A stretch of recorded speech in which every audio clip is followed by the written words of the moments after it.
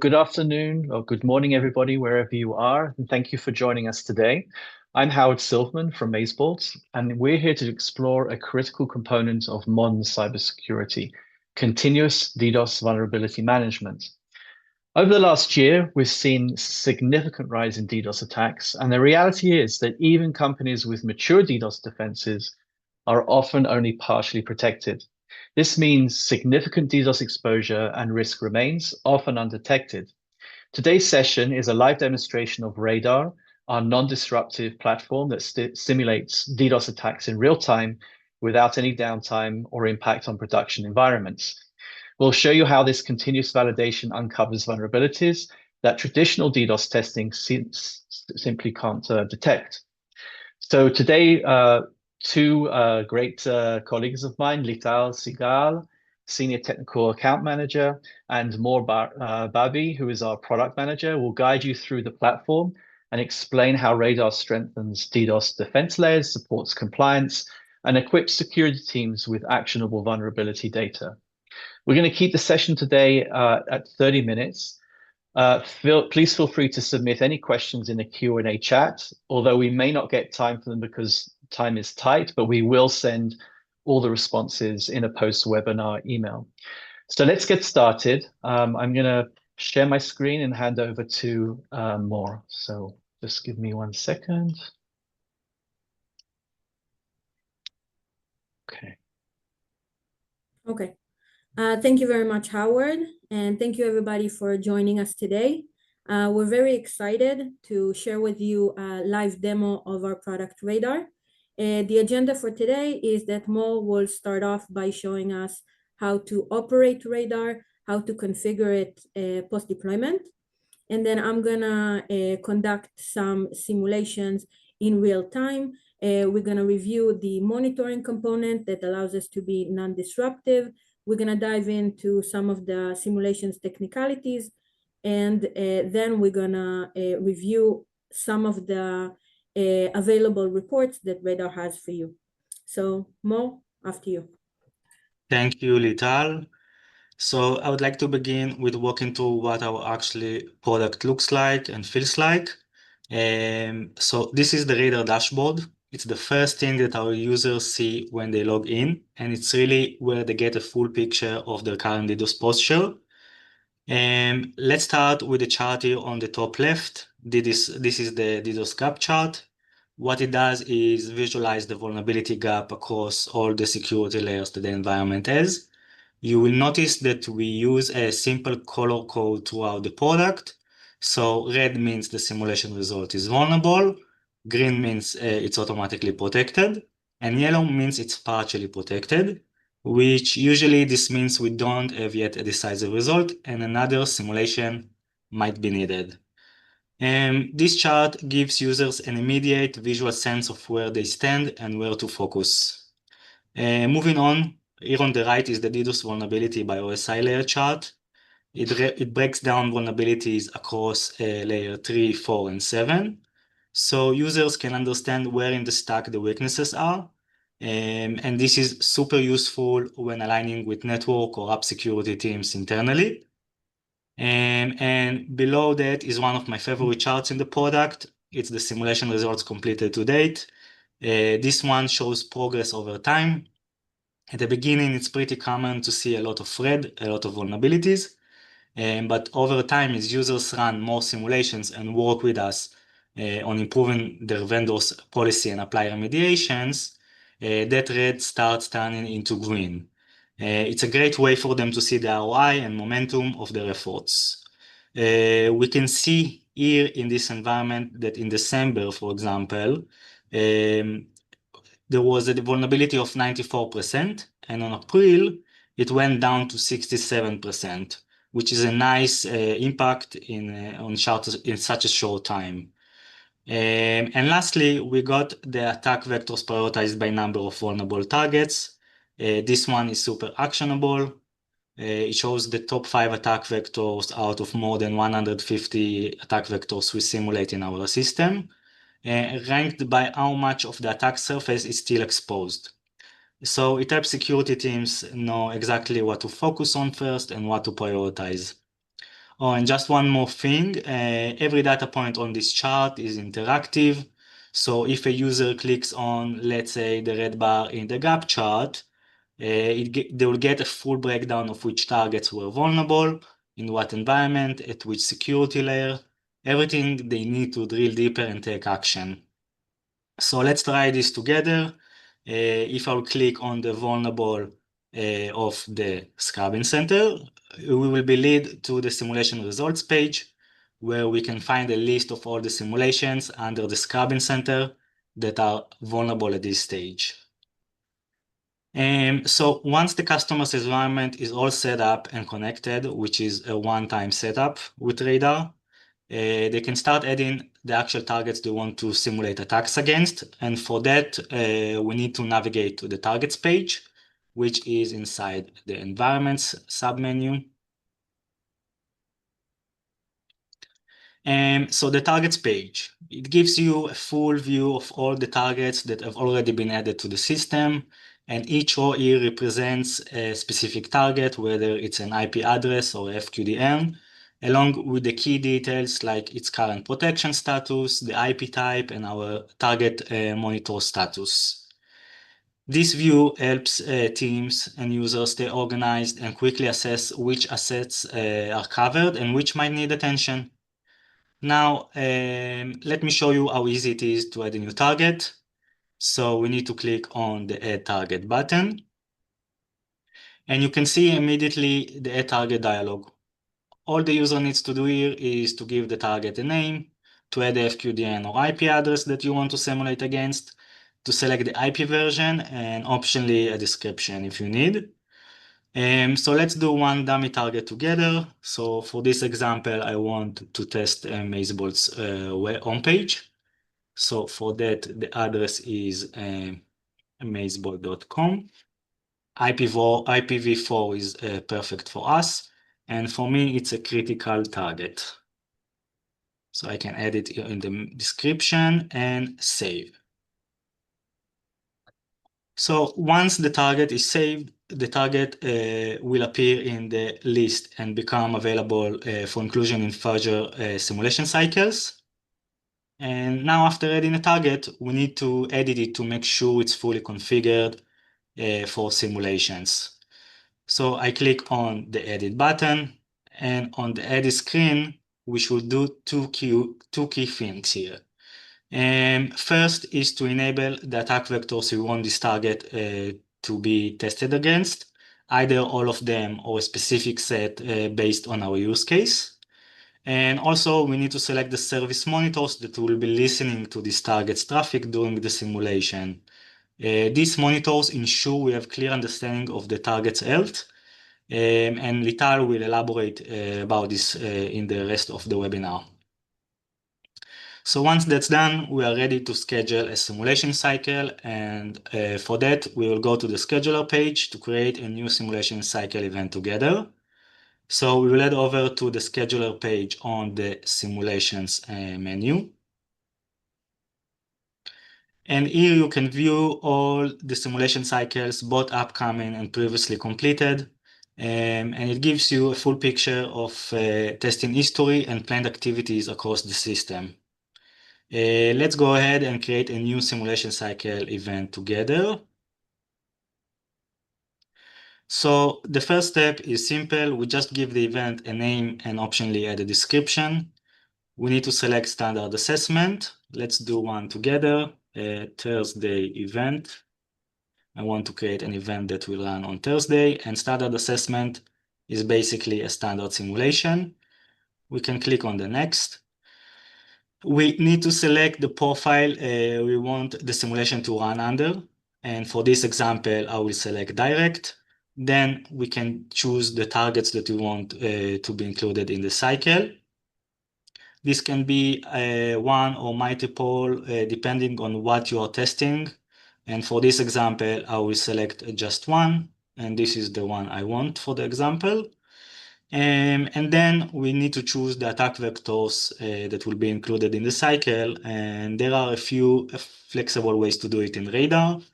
One of them is we can filter by status, for example, retesting only attack vectors that were previously vulnerable. You can either select by category, such as layer 3 vectors, reflection attacks, or application layer attacks. And of course, you can just manually pick the exact attack vectors you want to include. And for this example, I will specifically decide on the attack vector, and I want arc flood. Then we can go to the next, and this is the last step in the scheduler. Finally, we need to decide when the simulation should run and for how long. And for this example, I will set the cycle duration to 15 minutes. And as I mentioned, I want it to be 15 minutes because it's supposed to be sufficient for the amount of targets and attack vectors that we selected. So from 4 p.m. till 4 p.m. 15. Also, you can decide to run it once or on a recurrent basis. That way, you can build an automated process for DDoS validation into your ongoing operations. So this is very cool. And that's it. I can create the event and it's ready to run. We can see it on the calendar that it's planned for Thursday. This is the event I created. And basically, once it's scheduled, the system will automatically execute the simulation cycle at the time we selected and completely non-disruptively, of course. That's it from my side. So I have introduced what insights you can gain from the radar dashboard, how to add targets in the platform, and how easily you can schedule non-disruptive DDoS simulations. Now I'll hand it over to Lital, who will show you what a live simulation looks like in action and how the results are presented and can be analyzed in Radar. Thank you very much, Mo. Okay, so let's jump right into the simulation cycle that we already started running, specifically for that webinar. So if we're gonna look at the simulation window, we have some very important information right at the top of the screen. We can see the attack vector that is basically starting to prepare itself to be run against this target in a very short time. We have some key buttons over here which allow a customer to either stop or pause a simulation cycle at any time without any kind of issue. You can just go into the platform and for any kind of reason just stop the attack on the spot. We have some other important information such as the attack rate graph that shows you the rate or the attack rate for that simulation, either in a kbps metrics, either in a PPS or connections per second. It really depends on the attack vector that you chose to be testing. You have another graph that shows you basically the response delay or the response time of the target. The blue line represents the responses that our monitoring component is getting on a regular basis, twice every second.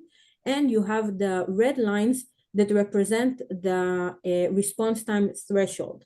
This monitoring component really allows Radar to be non-disruptive at all points of the simulations.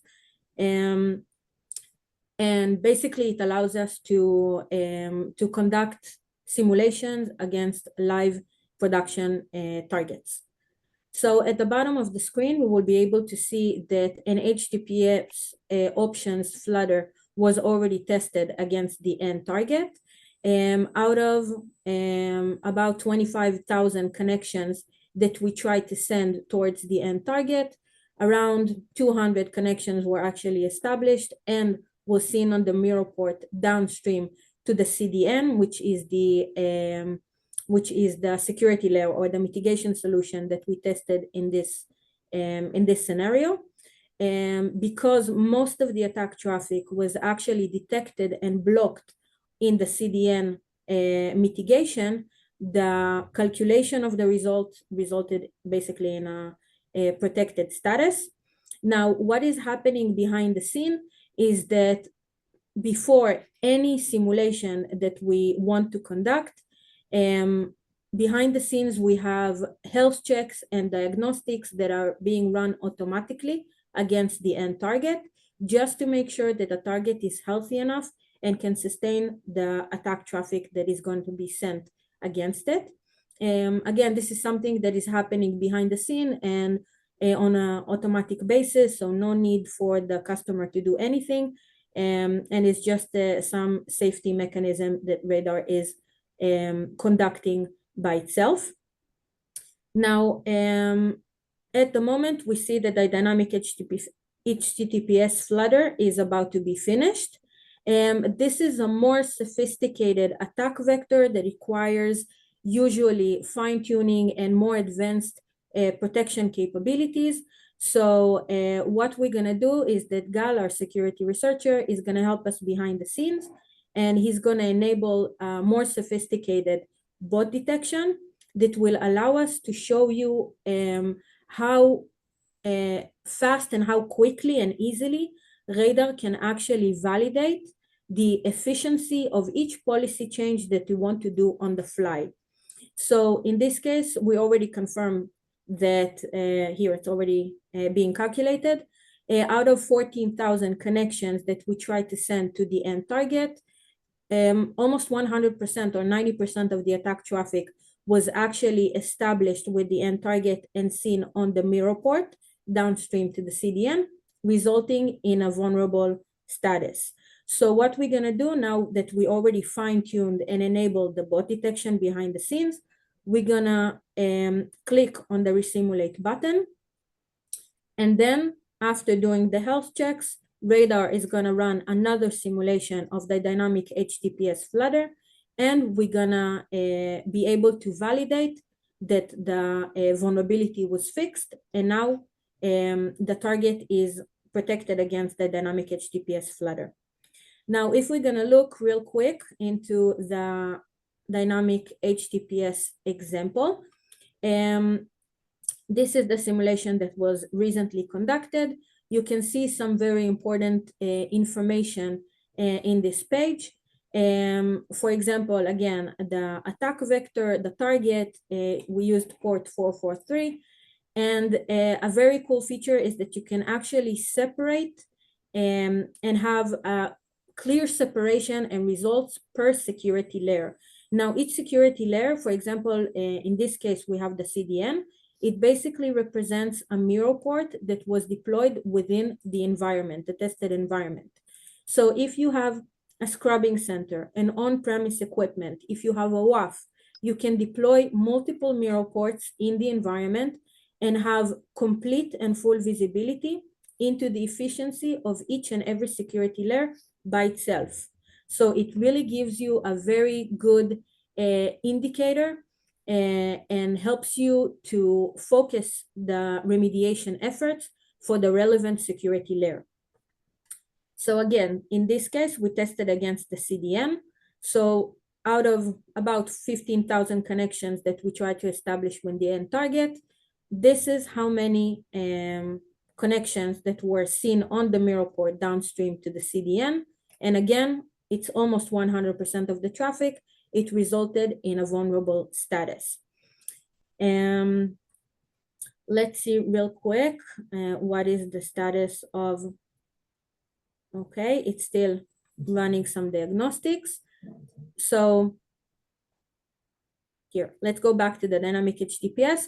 We can also see, if we're going to scroll down the page, we can also see that we have more critical information, such as the attack rate graph. You can see that during the entire duration of the attack, about 180 or about 200 connections per second were sent toward the end target. But what we were able to see, if you're going to see on the top of the screen, the simulation didn't run its full course, and it actually was cut off because we detected this line represents here that there was a cutoff because of some deviation in the target's response time. This is actually an accumulative graph, so it represents multiple monitoring component that are working behind the scenes and are constantly sending requests towards the end target, but there was a deviation in the target response time, so the simulation was cut off at the same time. Now let's go back to the cycles page. It's probably about to be finished any second now. Here we have 16 seconds left. So while we're waiting for the simulation to finish its full course, we can actually share with you a few examples of some case studies or any kind of misconfigurations and routing issues that were found using radar and were actually being, we were able to fix with the customers using radar quite easily, to be honest. For example, we saw some routing misconfigurations that caused our attack traffic to bypass the scrubbing center in one case and actually hit the customer's environment directly. So this was a really crucial misconfiguration that we found. In another case, we found that out-of-the-box policy was left in where the UDP filter was actually in a monitoring stage instead of being mitigating. So all UDP traffic that wasn't expected to reach the end environment was actually leaking through to the environment. So that's another very important finding that we had. Now we can see that the dynamic HTTPS flutter was already finished its full course. And as we expected, it resulted in a protected status. So if we're gonna dive a little bit deeper into that, we can see that this time we sent about 24,000 connections towards the end target through the CDN, and 100% of the attack traffic was mitigated in the CDN level, meaning that no traffic was able to leak the environment, and we were able to fine-tune the mitigation to automatically protect this attack vector. And through the entire course of the simulation, again, we consistently sent about 200 connections per second towards the end target. And this time, we had no cutoffs, we had no deviation in the target's response time. The simulation ran its full course because the thresholds weren't breached. So this is everything that we wanted to show you regarding the live simulation. We do have reporting component that is also very important for our customers. It can provide a lot of value, and we have two main reports that each one of them is being used for a different purpose. So the first report is a vendor report that basically is a more technical report that consists all the technical information needed for the mitigation vendor in order to investigate our simulation and our result and suggest remediation action items. So it will include information such as the attack vectors that were used, how much traffic was sent, how much was seen on the mirror port, and of course, all the timestamps and relevant information. Now, a very cool feature about the vendor report is that you can generate the report based on security layer, meaning that if you have a different vendor for different security layers, meaning the CDN is from vendor A and the scrubbing center from vendor B, you are able to separate the results per your mitigation vendor. So each vendor will get only the vulnerabilities relevant for that specific mitigation. Now, another key report is the executive report, and that we have an example right over here. Now, the executive report is meant more for upper management and for board meetings. It will show a macro level of the results and the protection level and vulnerability gap of the environment. It will include the initial vulnerability gap that was found, how many vulnerabilities were found, how many were remediated. You have a quarterly comparison table, as you can see over here. So for example, it will show you a comparison of Q4 2023 all the way to Q3 2024. You can see that in this case, the vulnerability gap in percentages constantly is decreasing. And in the same way, the protection level is constantly increasing. So the protection level is much higher. It will also include some blind spots that were found during the progress of the license, some actionable items to improve the protection level even further for the next few months. Now, our customers are basically using this report for many different reasons.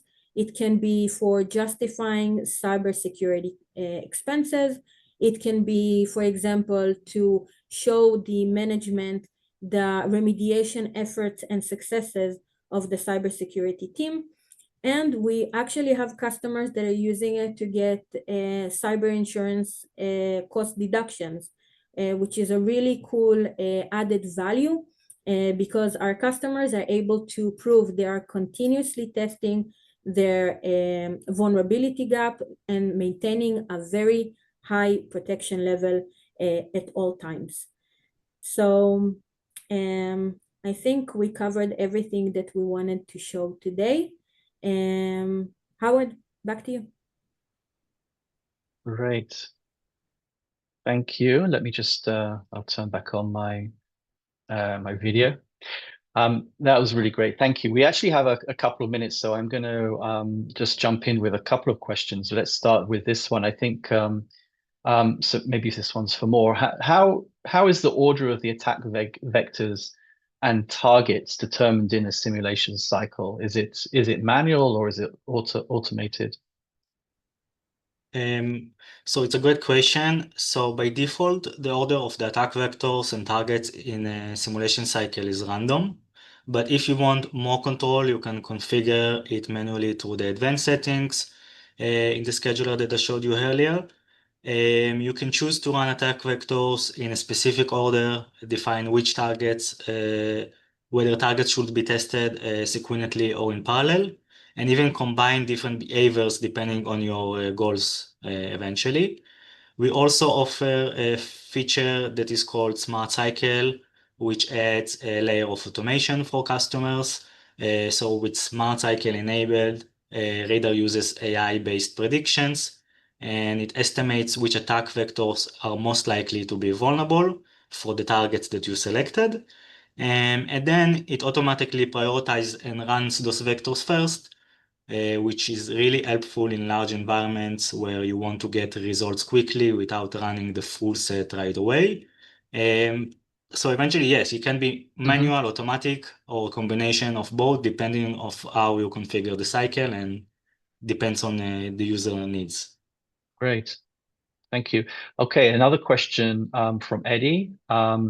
Is this a software that we run ourselves, or is it a service from your data center? Lital, do you want to take it? Thank you for your question. Basically, Radar is consistent of a few components. The software is basically, or the platform is a SaaS solution that allows you to continuously test and configure which simulations you want to conduct against your environment. But we also need either a physical machine or a VM to be deployed within the tested environment, just because the mirror ports or the tap ports that are being deployed within the tested environments will send a copy of the mirror traffic towards the radar detector, and this is where all the calculations are being conducted. Great. Just one more. It looks like we have time for one more question. This one's anonymous. What about SLAs? What if I have a 2-minute SLA for time to mitigation? Can radar still work? Who wants to take that? Yes, of course. Thank you for your question. That's a really good one. Basically, in the scheduler, in the environment, but also in the scheduler configuration, you have an option to configure the wanted or the desirable duration of each simulation. So we recommend to run about 2 or 3 minutes, but if you have an SLA of, let's say, 2 minutes, you can configure the duration for about 5 minutes, and then you can, basically we skip, or we don't calculate the first 2 minutes in the simulations calculation, and that traffic won't be counted in the results calculation. Great. Okay, well, we're out of time. We did say that it would be a tight schedule. Really appreciate your time, Lital and Mor. Thank you all for joining us today. What we've demonstrated is a major shift in how DDoS protection should be managed. Radar presents a move away from reactive defense towards continuous, intelligent validation of your DDoS posture and risk. If you'd like to learn more or explore how Radar can be tailored to your organization's needs, we're happy to follow up separately. We really appreciate your time and engagement today. Stay secure, and we hope to see you at a future session. Bye for now.